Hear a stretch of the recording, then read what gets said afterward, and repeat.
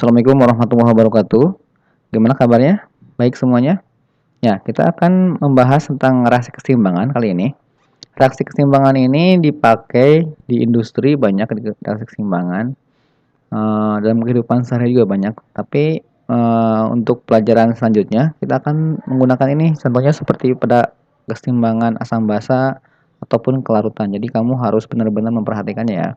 Karena materi ini dipakai di materi berikutnya. Untuk tahu reaksi keseimbangan, kita harus tahu dulu jenis-jenis reaksi berdasarkan arah reaksi gitu.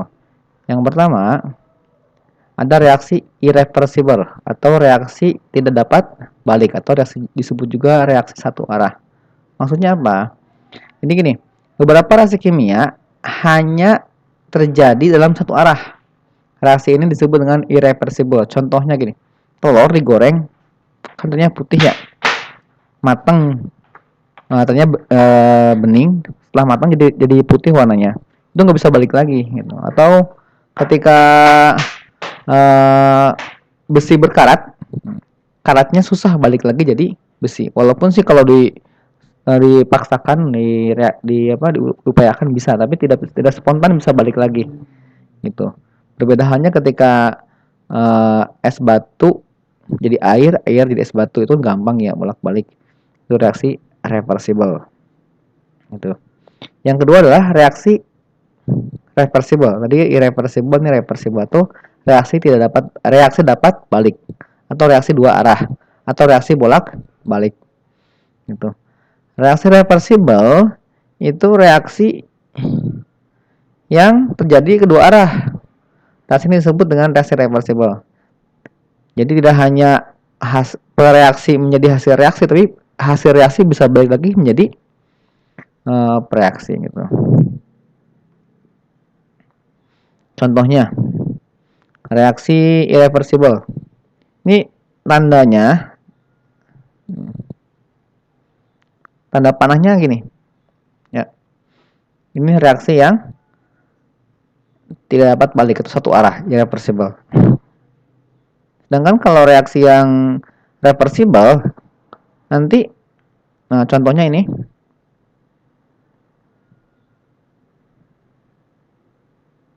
Ini tanda panahnya dua bolak-balik. Awas ya, dua bolak-balik gini. Gini. Itu atau boleh begitu. Bukan begini. Ini salah. Ini benar, ini benar. Ini reaksi bolak-balik. Gitu.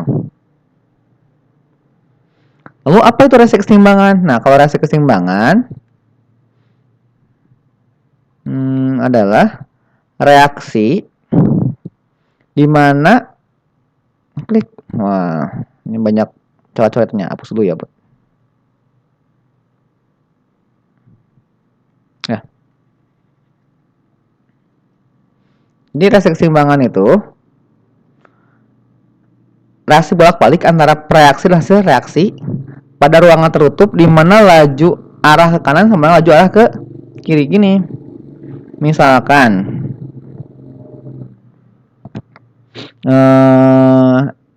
N2 ditambah H2 bereaksi menjadi NH3. Ini kurang tebal ya. Di saat yang sama nanti NH3 ini akan bereaksi juga menjadi terurai menjadi N2 plus H2. Ini belum setara. Nah, gini.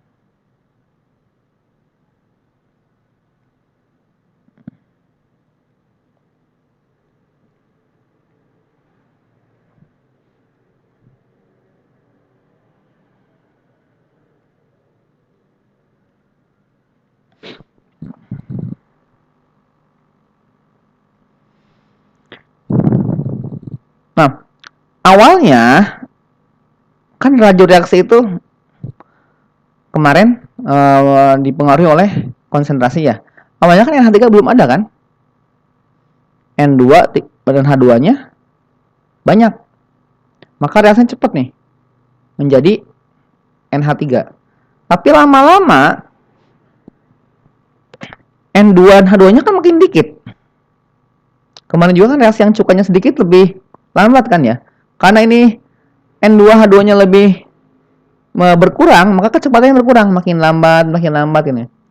Jadi makin lama pembentukan NH3-nya makin lambat. Di sisi yang lain, ternyata NH3 nggak ada. Maka nggak ada yang berubah jadi N2 dan H2. Orang NH3-nya nggak ada, tapi lama-lama NH3-nya kan makin banyak. Makin cepet nih N2 dan H2. Ini makin lambat, NH3 balik lagi jadi N2H2, makin cepat. Akhirnya ada titik keseimbangan di mana arah dari N2H2. Jadi kalau keseimbangan ketika N2 tambah H2 laju ke arah NH3-nya udah sama dengan, kalau udah sama ini seolah-olah nggak ada reaksi. Kalau kasat mata nggak ada reaksi. Kenapa? Karena N2H2 yang berubah jadi NH3 itu sama dengan jumlah NH3 yang berubah jadi N2 dan H2 gitu. Jadi awalnya mah kan pas pertama reaksi ini yang lebih cepat, yang atas nih, yang ke arah sebelah kanan kalau di sini ya. Nah, nanti NH3-nya makin lama makin cepat membentuk N2 dan H2, akhirnya sampai kecepatannya sama. Inilah disebut dengan kesetimbangan. Itu ya.